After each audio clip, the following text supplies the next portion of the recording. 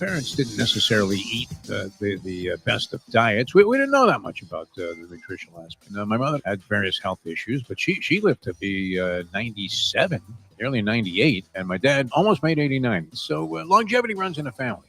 Now, Yes. they didn't face the same challenges I did because. Lived a different life than you. I don't even like to think about the details of that, Lubie, but straight out of the Colombian jungles, man, I used to get this crap. I remember throwing these parties. No one would ever leave. That was the thing. If you were providing the blow, you would have people at your house, and you were already passed out after a 2-day binge, and they were still there at the table going, "Hey, any loving scrap?"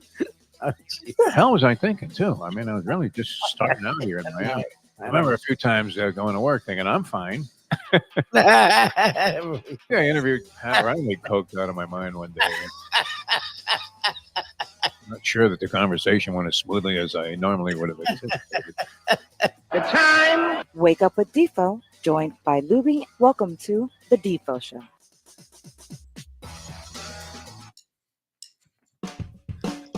Those were the days of celebration. Hey, good morning, everybody. Getting ready for the big July 4th celebration tomorrow. Not sure exactly how everybody's going to approach this thing. We were talking about that. Wow, did I get hammered by some people? I actually have gotten to the point, Lubie, and I find this kind of silly, where you unfriend somebody on Facebook. Oh, that post. Yeah, that post you made.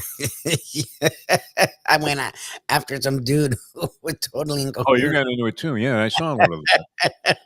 I was amazed. And I'm not amazed. I'm actually, I sometimes just do that to dangle it out there and see what happens and see what comes to the surface. You're figuring for the most part, at least I'm hoping that people would agree with me that it wasn't even the idea of what's going on. I mean, we're not talking specific politics things or political stuff or whether you hate Trump or whatever, but just the idea of reveling in other people's suffering. I thought, I mean, when I saw those pictures of these guys laughing at this alligator alley Alcatraz, I'm thinking, what did you just? It was like DeSantis just cut the ribbon on a new $1 zillion generating for the state theme park in Orlando, and you thought, okay, on that occasion, maybe these other people, Trump comes down specifically to tour the place. I mean, well, why would a guy tour like a makeshift prison that they put up in 4 days and be laughing about it? I just thought, now, however insensitive you may be, I mean, this would have to affect you and make you think, my God, I mean, what is wrong with these people? So I put it up there that it's kind of bewildering to me that people would revel in other people's suffering. Yep. The kind of people, I remember it was a thing when I was growing up in Brooklyn, and I remember feeling terrible that I actually took part in this, where guys used to pull one wing off of a fly that they had captured, right? And then just enjoy watching it spin around. And I'm thinking, you're doing this for entertainment. This is crazy. Yep. It made me feel very. I mean, at the time, I thought, wow, why am I taking part in this? People used to throw rocks at birds from a mile away to see there would be a zillion birds on some position, maybe 50 yards away. And guys would throw a rock and go, oh, yeah, look at that, I killed one. And you're thinking, well, what the hell are we talking about? But then we are talking about a woman who shot her dog. Yes. Part in that. Yes. Wow, did that get ugly or what after a while, Libby? People think I'm crazy. That what's wrong with you? Open your eyes.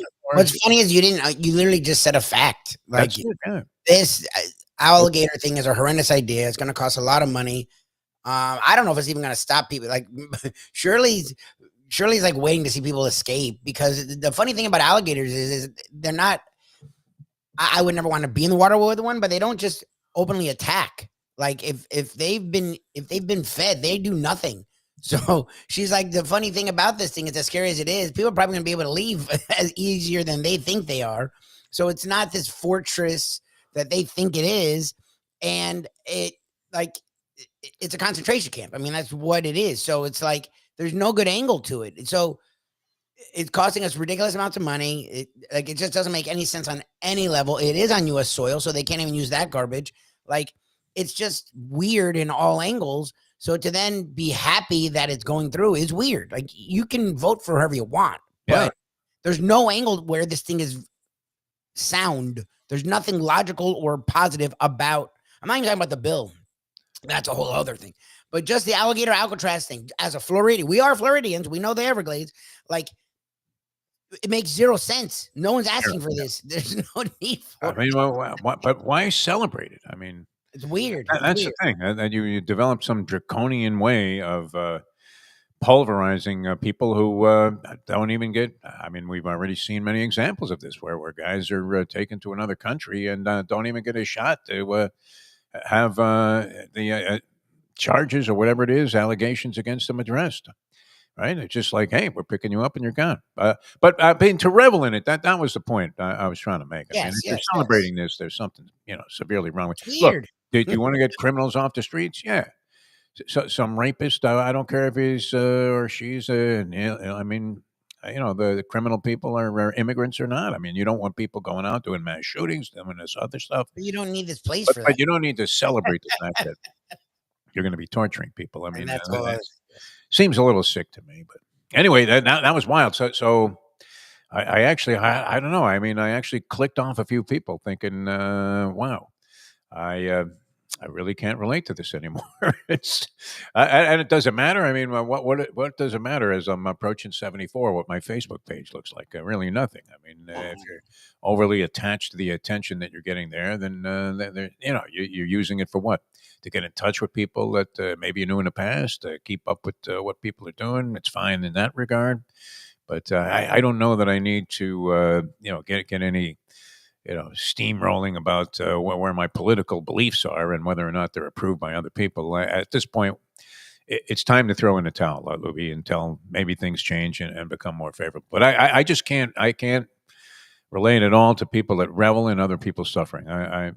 I understand that somebody goes out and you'll see a trial or whatever, like this Kohlberger guy, and he ends up copping a plea to avoid the death penalty, and people are thinking, geez, they should have taken him straight to the chair. Okay, that the anger there is somewhat understandable. I mean, for the heinous and hideous nature of his crime. But yeah, I mean, when you're talking about just going into a restaurant there and taking 6 people out of the kitchen who we have no idea what they did, maybe they're very much law-abiding citizens, but you're going to throw them in this place and laugh about it? You got to be kidding me. Anyway, that's my political statement for the day. But it shocked me to see what was going on. It's not the first time I've done it. Just put something up, and I'm thinking, geez, you can't just sit back and say nothing about this stuff. If you do, then I remember when this whole Trump thing first started. Back in 2015, before he ran for president, while he was running, yeah, and there was a theory out there that if you had a job in the media or you were trying to perform for people, you didn't want them to know that you were on one side or the other because you're going to eliminate half of your people. Yeah. Okay, I get that, but yeah, this is where it for me. I mean, not that other things haven't made me think it's gone too far, but this is really. To revel in people's suffering, I don't understand people that would condone that, unless, of course, you had somebody like a serial killer or whatever, and you're thinking, okay, well, whatever destiny this guy, whatever fate this guy suffers, it's not enough to make up for the hideous crimes that he committed, but. Seems a little weird. It just did, Lubie. I don't know. I'm glad you were, sort of saw the light there. Because look, you were trying to do as apolitical as possible, and I know. Funny how everybody knows what you're talking about, though. It's just annoying that people always have to find Biden. I'm like, Biden hasn't been in office for 6 months. Like, and when he was in office, things were going well. You guys were mad about prices. Prices have doubled since he got out of office, and that was the one issue you guys all had with him. Like, I don't understand that. The one dude, I love you, Defo, but Biden. I'm like, but Biden would never have done this. Like, what does Biden have to do with building an afterthought at this point? A gator Alcatraz, American soil? What does that have to do with Biden? Like, I usually leave when you put stuff like that. I leave it alone. I'm not fighting anyone anymore. Oh, I saw you got into it with a couple of guys. He just brought up Biden, and I'm like, that's not the mic drop you think it is. The dude literally just was saying goodbye to friends who were murdered a week ago. Like, if anyone wants to bring up Biden, he looks a lot better than the guy in 1600 Pennsylvania Avenue right now. Like, why bring up his? I just don't understand. It's not the thing you think it is. It just makes you look freaking stupid. Well, I mean, it was the same guy that just let all of these people that were involved in cop killings and Exactly. out of jail. I mean, and it said, hey, these guys were in my camp. So I mean, well, why aren't they the people that are going to this alligator Alcatraz? They killed cops, for God's sake. I mean, it's so ridiculous. But to revel in people's suffering, especially around the day that we're going to celebrate American independence, seems a little bit out of balance, does it not? I mean, is that putting it mildly? So anyway, that's why we stood on that. But it was kind of funny to see that happen. I also had a weird experience yesterday. Are you familiar? I believe the place is called Burgoo Pan Asian Kitchen, Boca Okay. Raton. Have you Never been heard there? that. No, that sounds something All very right. So interesting. I'm at a meeting last night, and the guy wants to take my buddy Jack and me out to dinner after we have this meeting, right? So Jack's like a strictly kosher diner. So he knows all of these kosher places. And of course, I don't know. I mean, what makes or doesn't make Chinese food kosher, Libby? Would you have any idea? I mean, I No like the pork, of kitchen course, would stuff. be the number one You thing. can't have pork, and they Zero can't have pork. shellfish. Like you can't have lobster or shrimp. Okay. And Do it's you need got a to be. rabbi in the kitchen? I mean, It's got to be, yes, for it to be really kosher, like real deal kosher. It has to be blessed by the I forget what they're called, but the certain rabbi that goes and make sure the kitchen's a certain standard, a certain way, things are prepared a certain way, animals have been killed a certain way. That's a big part of it. And that's has to stay that way the whole time. Like you can't, once the guy leaves, then go bring in, all right, bring in the ham. Like it's got to be like that the whole time. And Okay. Well, whatever it is, it's obviously in compliance because you would have to say that. I mean, you would think almost anybody would eat there, but nonetheless, it was all and it was crowded with very Orthodox interesting. Jewish people from Okay. Boca Raton. Interesting. And I have to say, the food was great. I was gonna say kosher food can is usually This was like really elite. good stuff. I mean, everybody's always complaining and crying about authentic Chinese. Who knew that authentic Chinese Would be could kosher. easily be satisfied by just going to this kosher freaking Chinese restaurant? Great. Deserved 4 or 5 stars. I mean, from my viewpoint, I couldn't believe it. I mean, there was everything was as as good as you would find at any Chinese restaurant anywhere. I mean, now people obviously would dispute that, especially because you talk about a crazy Facebook thread. That would be Mayo's Let's Eat South Florida, where I mean, you put up a post about a restaurant, and then it gets really dicey. I mean, it gets as dicey as that thread that I put up yesterday on Facebook about the cruelty issue. All right, we don't want to dive too deeply into that. We do have Dave Gurggles Gergely, and he's going to do the trivia challenge. So you can get involved there. We want to have some fun today. A few other things happening in the sporting world. I don't know. I like this guy. What happened to DeAndre Ayton from a few years ago when we thought he was really good with the Phoenix Suns? And then he's laid an egg since then. Mm-hmm. Many people feel that he's a liability. He's now the Lakers center. DeAndre Ayton signs with the Lakers. So that was one thing that happened out of the NBA yesterday. It wasn't a busy day in terms of free agent activity. And then the other big story from the NBA was Mike Brown is going to become the New York Knicks coach. How excited does that make you that Mike Brown is going to be the new New York Knicks coach? So they get rid of Thibodeau, who had good success. I mean, you couldn't complain about his results. I don't know that the Knicks were an assemblage of championship talent. They did get the Karl Anthony Towns deal. You thought that would improve them quite a bit. At least I did. It did improve their status in the Eastern Conference. They ended up, as the third seed, went to the Eastern Conference finals before losing to Indiana, a young team on the rise. Indiana maybe compromised a little, compromised a lot. Halliburton's out for the season, and Miles Turner signed with the Milwaukee Bucks. So again, the East appears to be extremely wide open, and Mike Brown is going to guide the fortunes of the New York Knicks. Most people point to the season where he was coach of the year with the Sacramento Kings to talk about his best of achievements.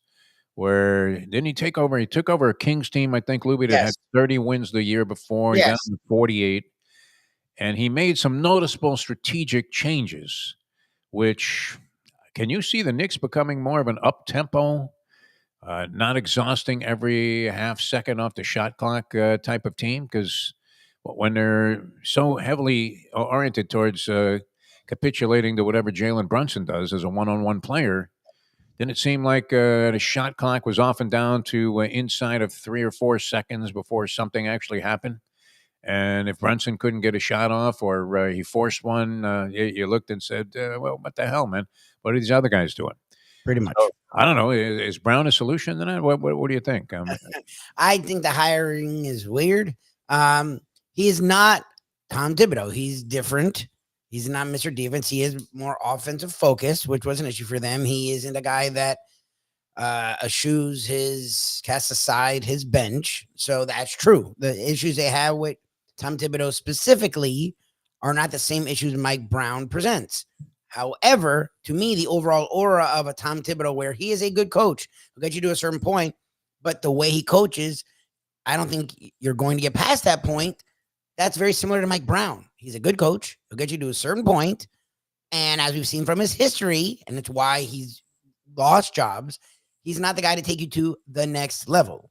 So what I said about the Tom Thibodeau firing when people were up in arms is it makes sense to me only if you get a better coach or a coach that will raise the bar. This is retread. Like Mike Brown is like definition of, like, Mike Brown's been a head coach multiple times. He did the assistant route again. Then it's very Budenholzer, like a guy that is a nice coach, and Budenholzer has a championship actually. Like Brown doesn't. Brown's a nice coach, just like Thibodeau. Thibodeau may be a better coach actually. Like he's not a motivator guy. He's not a guy that makes guys better. He's not a guy that takes a good team and makes it great. So that's my confusion with the hire is. Well, it seemed like they settled on him. I mean, they were going after 16 other guys first. Bingo. It seems like you got rid of Thibodeau, which was an interesting idea that your fans were behind, but you did the one thing that made getting rid of Thibodeau not make sense. Looked inconsequential, didn't it?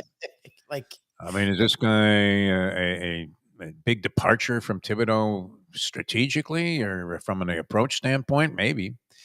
I guess he'd probably be inclined to play more players. It seems that way, and get the tempo perhaps a little bit faster than it had been. I don't know if he has the personnel to do what he did with Sacramento. That's my problem. Like my buddies are like, we should have been a top 5 offense. I'm like, why? Like, you guys look at your Knicks fans are like that, and Heat fans, I guess we all do that too. Or the Heat front office does that with their roster, but like, it's not an offensively built roster. Like Jalen Brunson. His offense is predicated on going to the line 15 times. If you notice in the conference finals, when they stopped sending him to the line, his numbers de-escalated. Like his offense is based upon getting you to foul him or not foul him and send him to the line. Like that's his offense is living in the half court. It's living with the ball in his hands and living with dribbling it constantly. Like little Mark Jackson. Like he's not a facilitator. Like, and the other guys they surround him with are not offensive people. Karl-Anthony Towns is very skilled offensively, but he's very inconsistent offensively. And then the other two guys, it's like I said last year, and I was 100% right, when they signed Bridges, or they traded for and then signed Bridges, and they extended Anunoby. I'm like, those are two players that have had nights where they score 30 to 40 and people are excited about who they are. That's not who they are. They are really strong defenders that have offensive ability and never use it. Like, and if you watch the Knicks, we saw that all. That's what Bridges and Anunoby are. Like, Knicks fans see their height and go, "That's what they are." No, that's not what they are. That's what everyone dreams for them to be, and they're not that. Like, they're not this offensively skilled roster. It's a bunch of and Jalen Brunson. Like, so where do you get more? Like, I don't get that. And they're not a running team. These aren't like Brunson's not a running like guard. Like he's a very slow plotting, slow everything down to a crawl and do old school half court offense. Like I don't whatever the positives would be out of the hire, I don't see the roster fitting that dream. Yeah. Like, I just don't. Seems like a good guy. It's you don't hear a lot of disparaging things said about Mike Brown, his coaching style, whatever. But I guess I would label that. It's strange because it seems sort of inconsequential from a where we settled for something standpoint. I understand. Look, maybe there were issues there with Thibodeau that they thought, well, it's going to be insurmountable. We can't overcome all of the other teams in the East with this guy coaching with this style. Possible. I don't know. Thibodeau, as we said, appeared to be just miserable, all the time. So maybe that was part of it. I'm not sure, but I don't think he really was that. The image that we have of Thibodeau probably doesn't represent what he is in terms of the way he is personally. But as a coach, he just looked like he was. Didn't he look like he had eaten something that had given him food poisoning before the game, and then it was like catching up with him by halftime, and he looked sick, slumped over there, and he just looked like a schlep. He really did. So maybe you want somebody who's got a little more fire or whatever that might be more inspiring to these players. But after going through 10 or 12 other approaches where they were asking coaches and teams if they could speak with them, and they all being denied. They made a lot of guys a lot of money, and what an opportunity there is there in the Eastern Conference this year. So you would think that they would have been very careful about their plan to replace Thibodeau. It didn't seem like. I mean, they could have Mike Brown if they had mentioned Mike Brown after they fired Thibodeau and said, "Hey, we're bringing this guy on." Don't you think there would have been a revolt? Yes. It would have been a march on Madison Square Garden.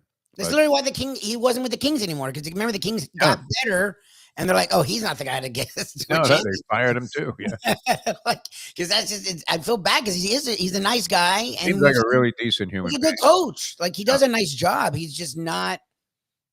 And I don't know what is the thing that makes a coach a guy that can take you to the next level. I don't know. Well, but that's why you would have stayed with Tibbs. That's why a lot of people are like, just stay with him, see what happens. Might have been better off. Yeah.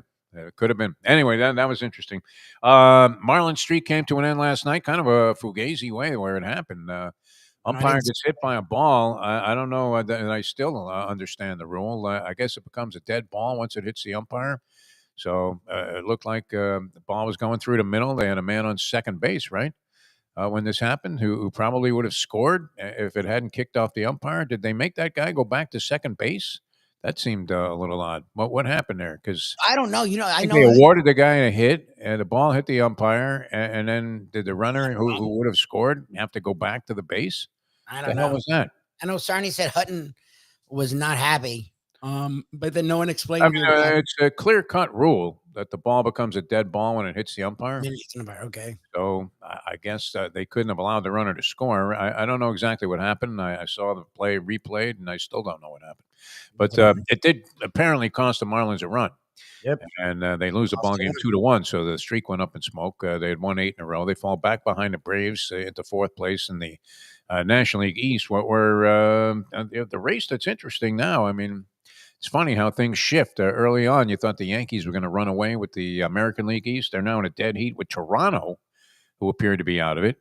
And got off to a very slow start in the first 40 games or so. And Tampa Bay's a half game back. So the AL East is a red hot and hotly contested race right now. Detroit's in a runaway in the Central. Houston's up 7 in the West. So that's the only race of any significance right now in Major League Baseball on the American League side. And Philly's up 2 on the Mets. Dodgers are running away with the West. And the Cubs may face a challenge there in their division. Now have 3 on Milwaukee. And I believe they have a 5-game edge on the third place team. So Clayton Kershaw gets his 3,000th strikeout, 20th guy to do it in Major League Baseball history, only the 5th to do it with the same ball club.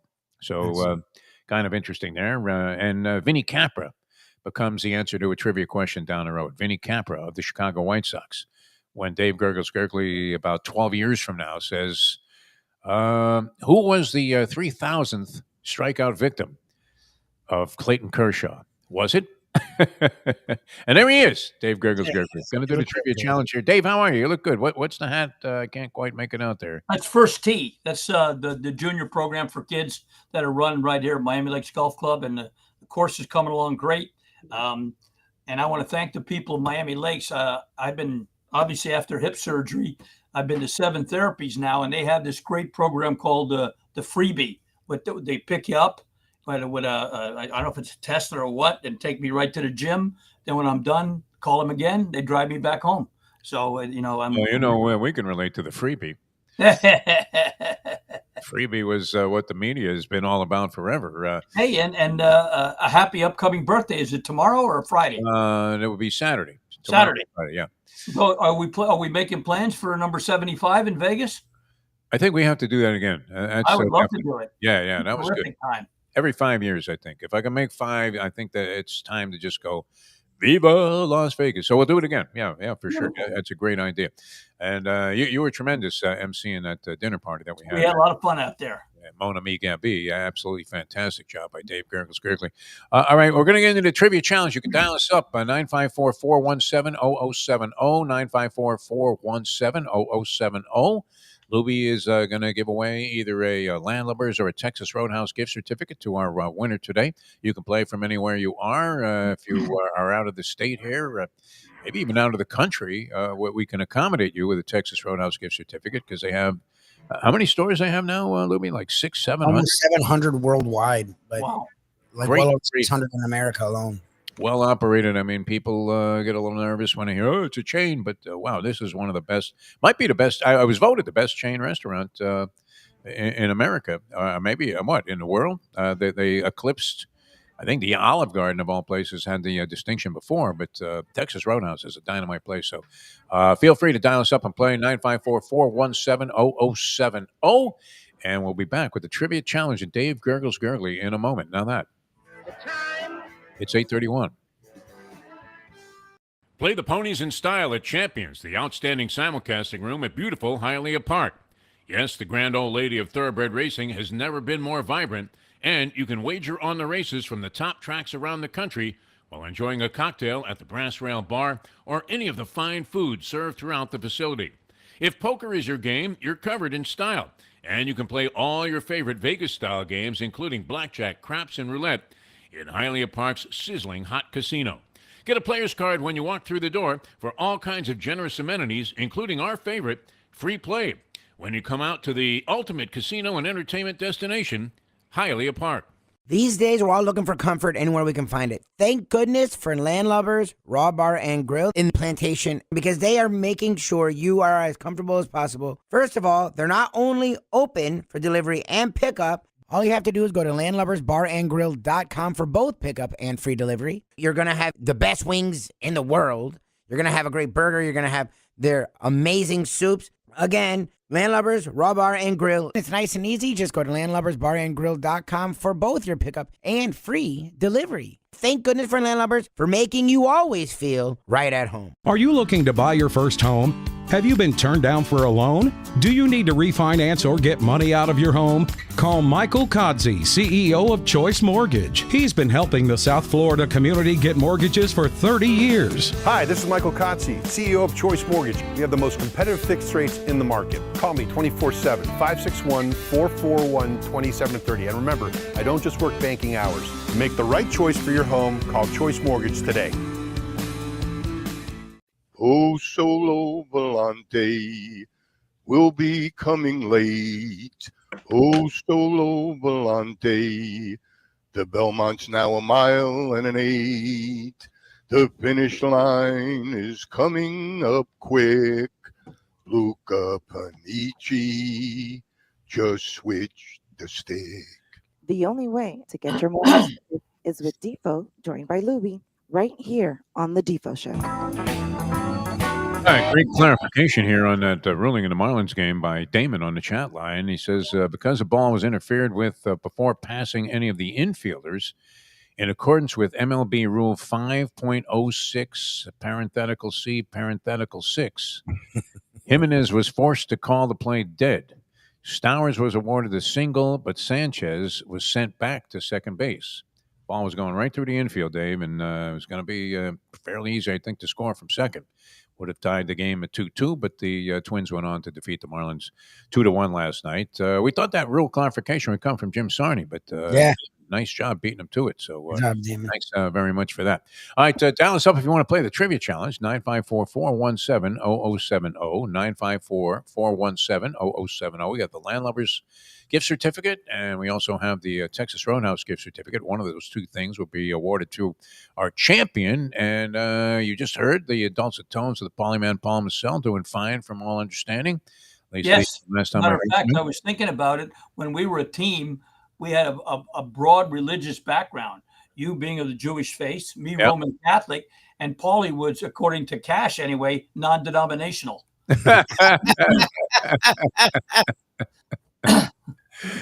And are you heading to Toga this year, Dave Gurggles? Yes, I've already got my reservations. I'm flying to Allentown August 13th, and my buddy and his wife will drive up to Bern, New York, stay in the cabins on the lake, and we'll be there the 14th, 15th, and 16th for the Alabama.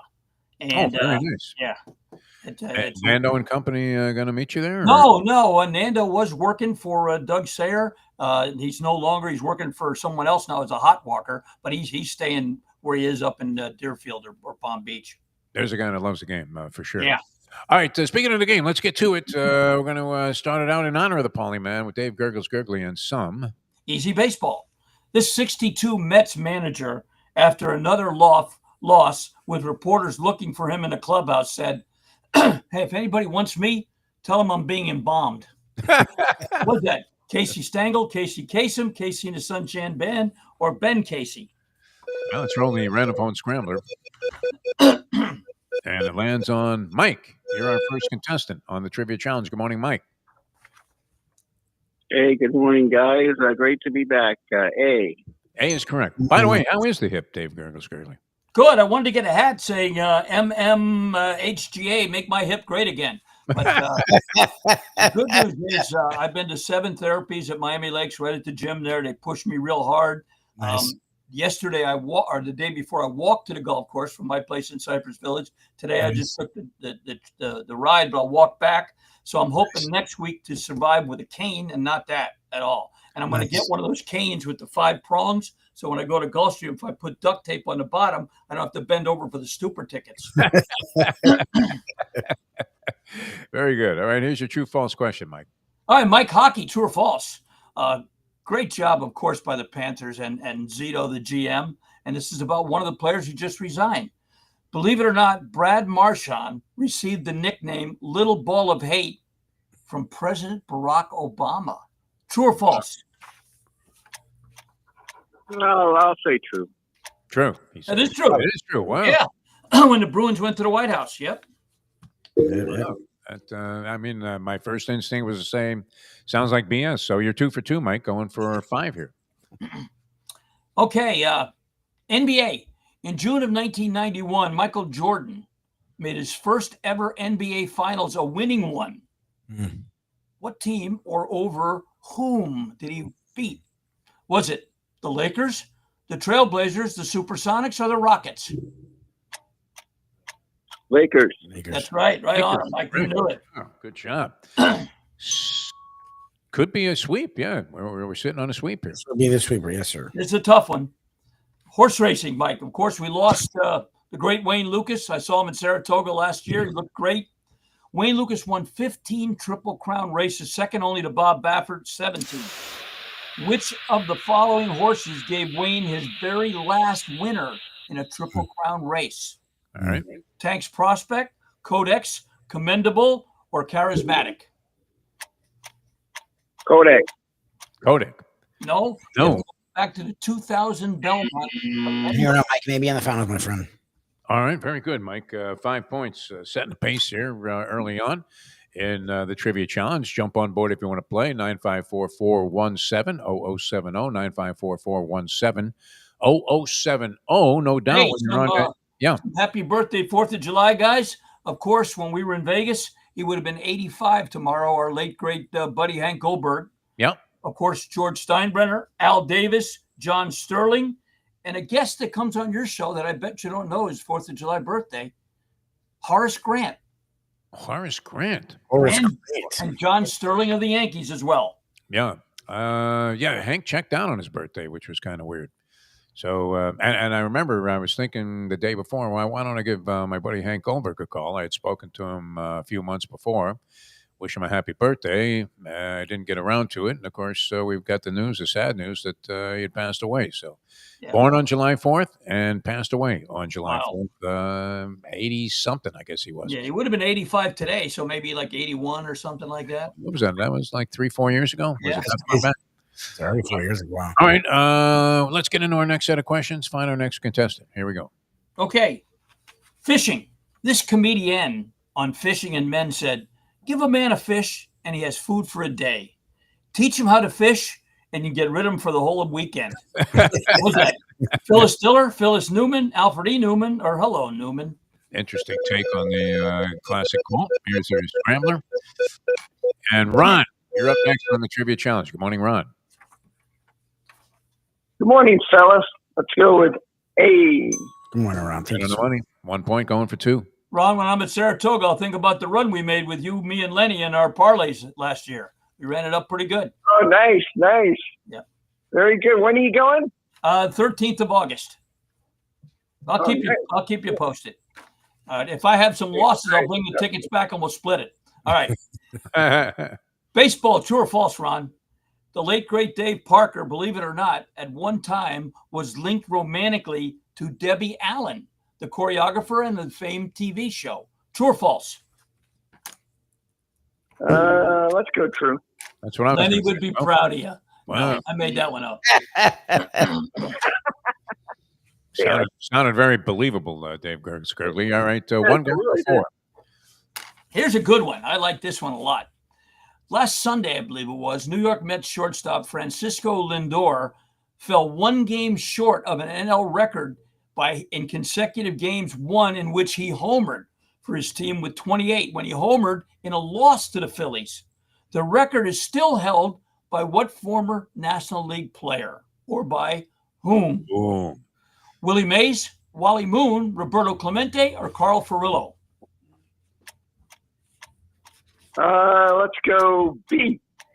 B. Believe it or not, you have to go all the way back to Carl Furillo of the Brooklyn Dodgers.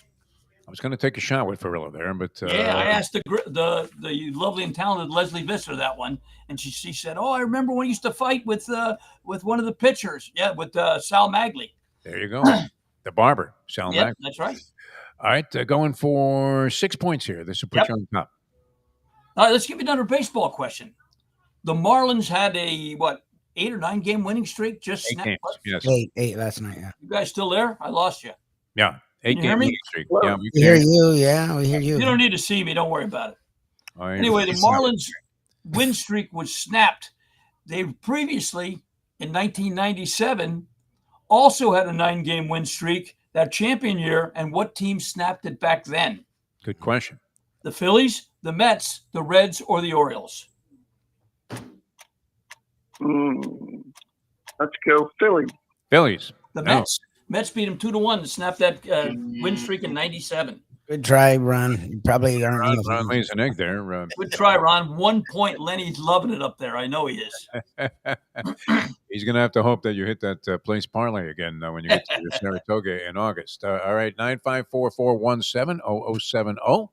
954-417-0070. Lubie's handling the telephone calls. Gurggles, no doubt, will be handling a Perdomo cigar sometime in the future. Matter of fact, Saratoga opens today for a little 4-day meet, Thursday through Sunday, and I will have a Perdomo horse for you too. But during my recuperation, no smoking, of course, but I'm walking by people smoking beautiful Perdomo cigars. I went there yesterday to see the Nick and gang, and they're doing terrific. They're now 1, 2, 3, 4 generations of making cigars perfect one at a time. And you say, well, tell us about it. Well, 5150 Northwest 167th Street, the place to go, Monday through Friday. Now, they'll be closed for the holiday tomorrow. Nick is a big patriot as well. Call him 305-627-6700, whether it's a mild Lot 23, a full-bodied 20th anniversary, they make them perfect one at a time. So, in today's feature race, in honor of Hank Goldberg, we're going to take a shot with a horse on the turf, ridden by Jose Ortiz. He's 15-1 morning line, and one of Hank's dear friends who I think helped get him into ESPN. Who would that be, Jeff? That would be Tony Segredo. No, I don't know.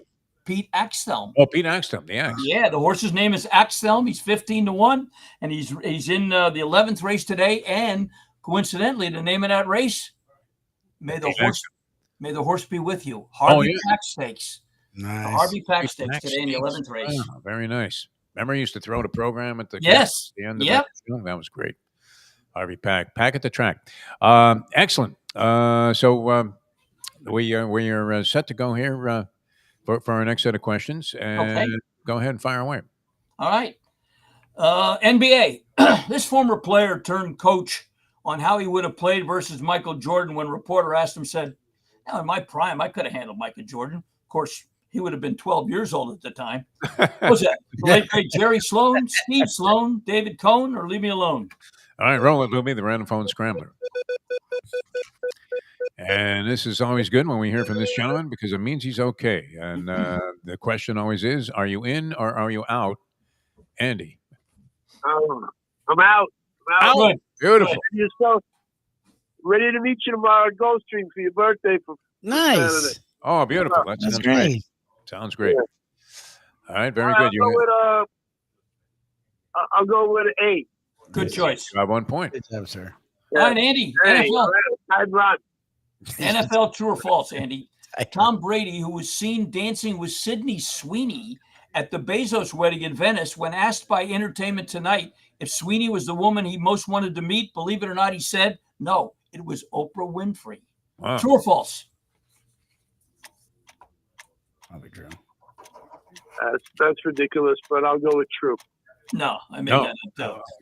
It's the drugs I got from the hip. That's it. Lenny sent me that answer. Yeah, that's from Lenny. Lenny, Lenny's loving it. you gotta go true. Okay. 3-pointer? Yep. Hockey. In 2021, Brad Marchand, then of the Bruins, became only the 3rd player ever to score his team's first goal of the season on a penalty shot, joining Chris Kelly and Oh. Julien Leparoux, Matt Sundin, Ken Hodge, or Gilles Perreault? I didn't know Andy would get this question. That's great. I got a 1 out of 3 shot here because the way money every week. Julien Leparoux. I'll go with Gilbert Perreault. Ditto. Was Matt Sundin did it? I'm gonna go with Sundin. I wouldn't feel badly about not knowing that one. All right, so shot at 6 points in the lead. All right, let's give you another Dave Parker question. The late great Dave Parker, you may remember or may not, 1985, he won the first ever home run derby, which was conducted over 2 innings. And he had a total of 6 home runs hit in those 2 innings. Which of the following in that same home run derby totaled only 1 home run in 2 innings? All right. Tom Bernansky, Dale Murphy, Jack Clark, or Cal Ripken Jr.? You know, I kind of remember this. I'll go with Jack Clark. Clark. Yeah, you kind of don't remember it. It was Cal Ripken Jr. Of course, That thanks, was my first one. Maybe in the finals. All right, Not done yet. Hang on, maybe in that the performance, you may find yourself in the finals there. Of course, as a tribute to the late great Hank Goldberg, nobody could ever forget when he was interviewing Will Clark, who was not particularly the most amenable to any kind of offbeat stuff, and Hank always had to immerse himself in the story somehow, and he was talking about how wonderful it was when he was a bat boy for the St. Louis Cardinals, and he really enjoyed meeting him and this and that and the other thing. And Will Clark sarcastically shoots back, that was Jack Clark, and he hung up the phone. That was it, because one other Hank Goldberg's claims to fame, and I read it in a little ESPN book. Him and his dad, was Cy, right? Cy Goldberg. Yes, were Hi thrown Goldberg. Hi, not Cy. Hi. Were thrown out of a hotel in spring training because little Hank was running around in the lobby making a mess of things. Sounds like the Mandich kids when they were at the Oh my God, that's another story for another time. when they cut the tape on the AP wire and the news guy couldn't get any more news. Oh, no. Oh, when I ran the athletic club, Jim would be playing basketball and he'd say, "Now listen to Mr. Dave." Well, the kids would go in the men's locker room. They'd go in the stalls, lock them, crawl out. Then they'd throw soap into the whirlpool like a Jerry Lewis movie. And now they're millionaires in the cold storage business. God bless them. Unbelievable. Yeah. Well, it shows they progressed. They obviously had some innovative ideas back then. All right, let's play another one, and then we'll go to the finals. So, Okay. last set of questions. All right, let's see what we got here. Football. This Bears linebacker, known for his toughness, once explained, I wouldn't ever set out to hurt anybody in an NFL game deliberately unless it was, important, like a league game or something. Dick Butkus, Dick Enberg, Dick Clark, or Archie Clark? All right, roll it, Lubie. See what happens. Comes up on Pat. Pat, you're on the trivia challenge. Good morning, sir. Hey, guys. Hey. Good morning, Mr. Great. Pat. Pat, I thought I saw you in another commercial recently for some vitamin or something like that. I don't know. No, that wasn't me. No, it's just another handsome guy. Okay. All right, NBA, true or false, Pat? First round pick, Cooper Flagg. Is that part of your therapy, though, Dave, for the hip? What's that? That little thing where you move your feet a little bit? That Pat was endorsing? No. What is that called, Pat? What was that device? Some kind of elliptical thing that was on. Exercise. The what? The exercise. The legs. Exercise. Oh my Did you God. get one as part of your Sounds fee for good. doing a commercial? Do you have one? I'm 75 and I feel great. Oh my God. He was terrific. No, I should have won an Academy Award. Yeah, he was good in the commercial, but the legs exercise. At least an Emmy. All right, where were we at? True, false? True or false? True or false? Yeah, true or false? All right, Pat, true or false? NBA first round pick Cooper Flagg in a recent interview said his all-time favorite NBA player was Magic Johnson. True or false? True. Sounds No. good. No, that's false. Lenny, you like that, Lenny? It was Larry Bird. The Birdman. Jesus. All right, going for 4 points here, Pat. This puts you in second place. All right, I think we got a couple of golf ones left for you. All right, golf. This tournament, this is one of my favorite ones. This tournament began as the Quad Cities Open in 1971 and as a satellite event on the PGA Tour, became the official tour event in 72 in early autumn. It moved to mid-July. This celebrity, that's the tournament this weekend, this celebrity, the John Deere, became the tournament's first host from 75 to 79.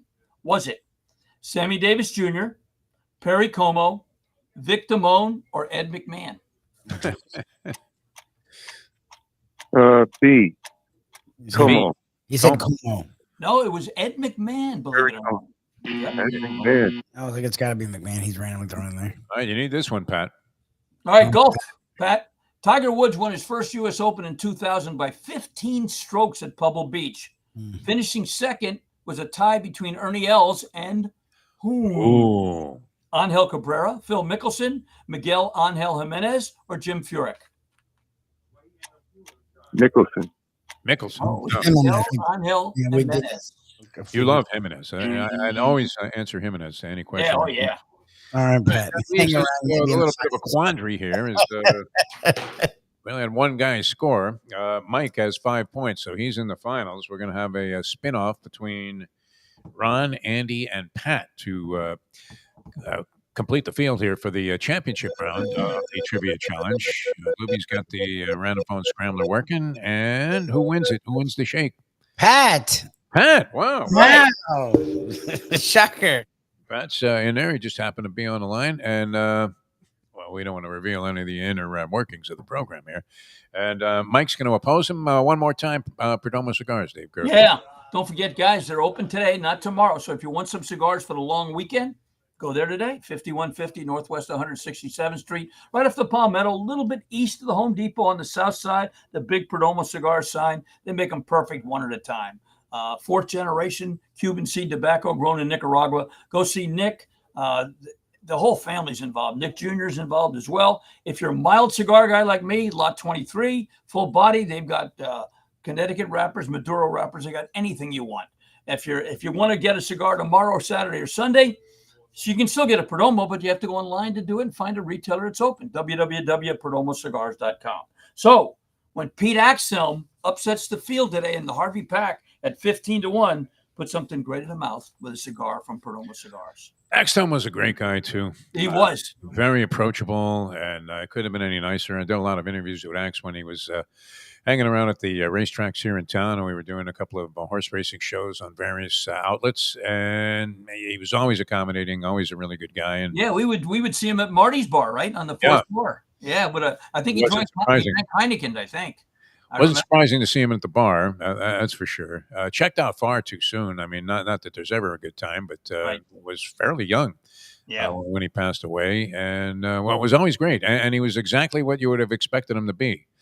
You know, a little bit disheveled looking, even though he still had the coat and tie on, Yeah. and always with like tons of racing forms and material and all kinds of different things that he was schlepping around.